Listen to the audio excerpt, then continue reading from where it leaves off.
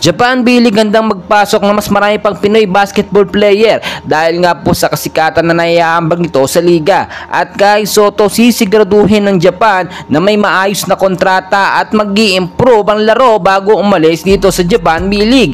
And bago tayo magpatuloy mga kaibigan, please don't forget to like and subscribe and always pong pahit ng notification bell. Maraming salamat po. Well mga kaibigan, dahil nga po sa naging history na talaga ang nagawa ng ating pambato sa kasikatan ngayon ng Japan B-League, hindi lamang sa Pilipinas bagkos kasama na sa ibang bansa sa Asia, ay mas pinaprioridad ngayon ng Japan or ng Japan B-League ang mga Filipino basketball player. Bakit kamo? Iba po kasi ang hatak ng kasikatan ng mga Filipino basketball player kasama ng ating pambato na si Kaiso at ang iba pang mga Filipino pure-blooded na naglalaro dito sa Japan. While kung titignan po ninyo, humakot lang naman ng libo-libo or milyon-milyon na rin ng mga views etong ating pambato na si Kai Soto dito sa Japan B-League dahil nga po sa advantage ni Kai Soto, yung height niya na 7-footer, talagang bibihira, and once in a lifetime lang magkaroon ng ganitong klaseng Filipino pure-blooded na naglalaro na ganitong katangkad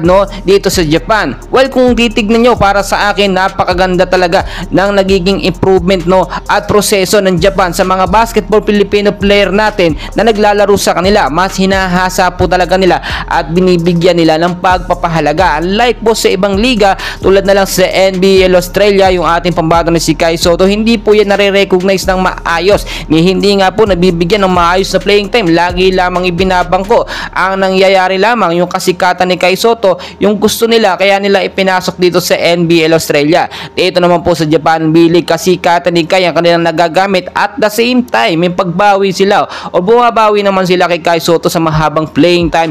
Yung pagre-recognize sa Filipino pure-blooded natin na 7-footer na si Kai Soto ay isa sa history dito sa Japan B-League kung bakit ngayon nakikilala ang Japan B-League na liga. Kung titignan po ninyo, target din ng B-League na maging top 2 sumunod po sa NBA, which is hindi naman talaga imposible dahil sa kasikatan at hype na hype ang ating pambato na si Kai Soto na dadamay etong B-League sa kasikatan ni Kaiju. Well mga idol, tuloy-tuloy ang ating suporta dahil nga po sa laban ng Yokohama B Corsair sa March 20, 2024. Marami nag-aabang, marami na naka-advertise sa Japan, especially etong Toyama Grouses. Abangan daw yung laban kung paano daw nila tatalunin etong Yokohama B Corsair dahil nga may malakas na tandem din sila na pangontra nga po dito sa Yokai tandem. Yokohama B Corsairs kontra dito sa Toyama Grouses. Tandem naman ni Yuki Kawamura, Kai Soto, at may bagong tandem din sa Toyama